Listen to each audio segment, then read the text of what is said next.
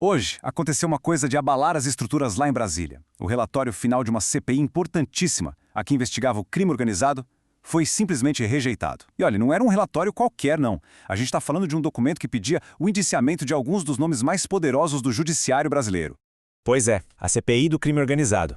E a rejeição desse relatório é uma jogada e tanto no xadrez político do Brasil. Para entender direitinho esses movimentos, como as peças se mexem e o que isso significa na prática, já sabe, né? Inscreva-se no nosso canal para não perder nenhuma análise como esta. Então ficam duas perguntas no ar, certo? Primeiro, o que tinha de tão bombástico nesse relatório? E segundo, como é que ele foi derrubado afinal? É exatamente isso que a gente vai destrinchar agora, passo a passo. Beleza, então vamos lá. O nosso caminho hoje vai ser o seguinte. A gente começa entendendo o que era esse relatório que foi rejeitado. Depois, a gente entra nas acusações centrais, que são o coração da história. Na sequência, vamos ver a manobra que rolou na votação. Daí a gente olha para as consequências imediatas disso tudo e termina com uma reflexão sobre a questão da confiança nas instituições. Então, para começar, vamos colocar todo mundo na mesma página. Afinal, o que era essa CPI? Qual era a missão dela? Bom, uma CPI, a Comissão Parlamentar de Inquérito, é basicamente o Congresso agindo como um detetive, sabe? Com poderes de investigação bem parecidos com os da Justiça. E o alvo dessa CPI aqui era bem específico: mergulhar fundo nas atividades do crime organizado e principalmente nas suas conexões com o poder. E é aqui que a história fica séria de verdade. Porque o relatório final dessa comissão não era um documento qualquer.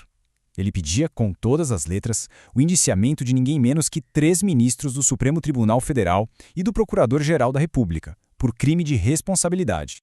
Certo. Sabendo disso, a gente precisa olhar mais de perto. Quem eram exatamente os alvos e do que especificamente eles estavam sendo acusados, segundo esse relatório? Olha só a lista. O relatório pedia o indiciamento dos ministros do STF, Gilmar Mendes, Dias Toffoli e Alexandre de Moraes. E junto com eles, o Procurador-Geral da República, Paulo Gonet.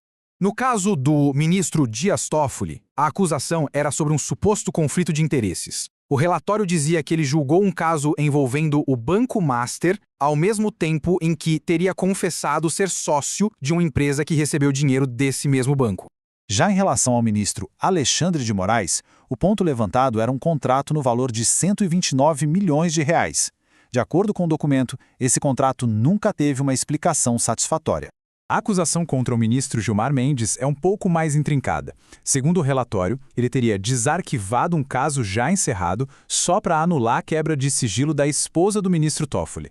A alegação é que, ao fazer isso, ele teria passado por cima do juiz que deveria, por lei, cuidar do caso. Certo. Com acusações desse calibre, a gente se pergunta como é que um relatório desses foi parar na gaveta? Como ele foi rejeitado? É agora que a gente vai entender a mecânica por trás dessa votação. E aqui está o pulo do gato, segundo a fonte. A votação não teria sido, digamos, normal. A alegação é de que o relatório foi derrubado por causa de uma manobra de última hora, a troca de alguns senadores que faziam parte da comissão. E essa troca não foi pequena, não. Dá uma olhada. Saiu Jorge Cajuru, entrou Soraya Trunic. Saiu Sérgio Moro, entrou Tereza Leitão. Saiu Marcos Duval, entrou Beto Faro.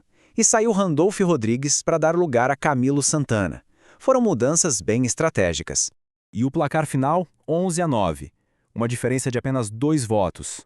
Isso deixa bem claro que essa troca de membros na comissão não foi um detalhe, né? Foi o que de fato decidiu o jogo. Beleza, o relatório foi rejeitado. Fim de papo? Não exatamente. O que essa rejeição significa na prática? Quais são as consequências disso agora? A diferença é gigantesca. Se o relatório tivesse sido aprovado, ele viraria um documento oficial da CPI com um peso político e institucional enorme. Uma base sólida para pedidos de impeachment, por exemplo.